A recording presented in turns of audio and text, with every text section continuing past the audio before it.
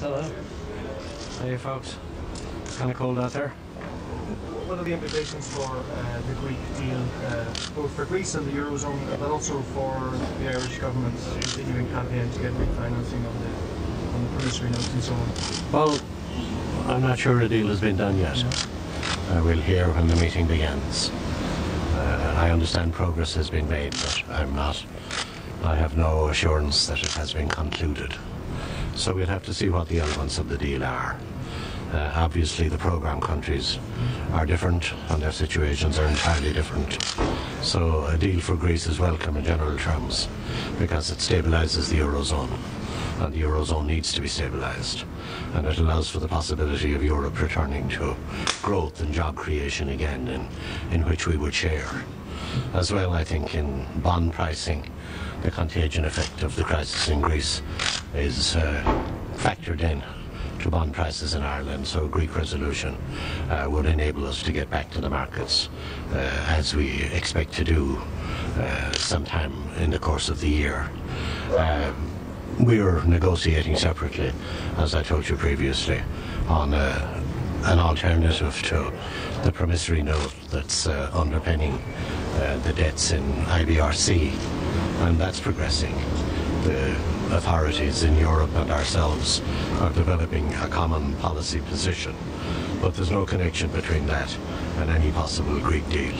So separate programmes for different countries.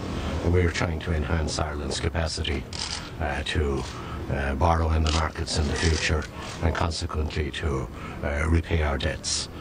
But it's really nothing to do with Greece, and today will be about Greece, it won't be about Ireland, and I won't be saying anything about our approach at the formal session today.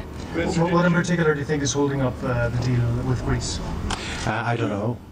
We've been trying to find out, and you know, we're getting various news reports, but some of them seem to me to have gaps in the logic that they're presenting at the minute.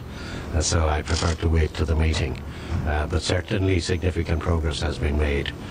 But to my mind, it's too early to say that a deal has been done and concluded. Minister, did you not say yesterday on radio that you would look to avail of any measures that will be offered to Greece? No, I didn't. No, I didn't, but people took the liberty to quote me as saying that. But what I did say yesterday was that we were negotiating an alternative to the promissory note, and we would be watching very carefully the elements of the Greek programme to see if there was flexibility in the ECB. But under no circumstances was I saying that we'd be looking for something that Greece may get. I was simply saying that it might give us an opportunity to advance the separate negotiations that are ongoing on the promissory note. So if the ECB were to forego profit on the Greek bond, that would not be something that... Je crois que c'est vraiment un début positif de la soirée. Il reste encore à faire.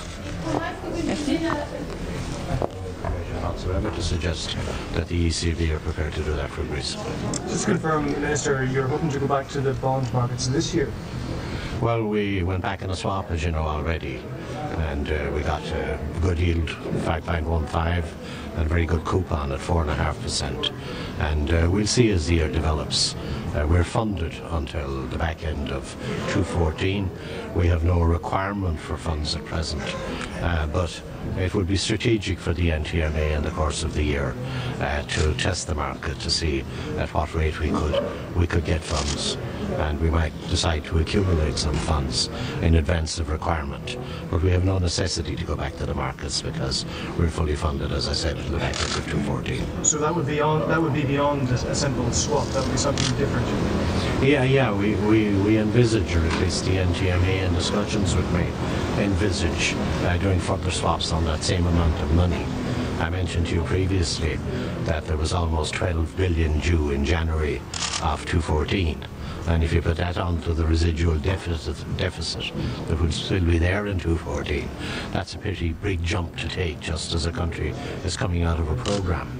But 3.6 billion has been taken off of that now on the swap, which brings it down to something over 8.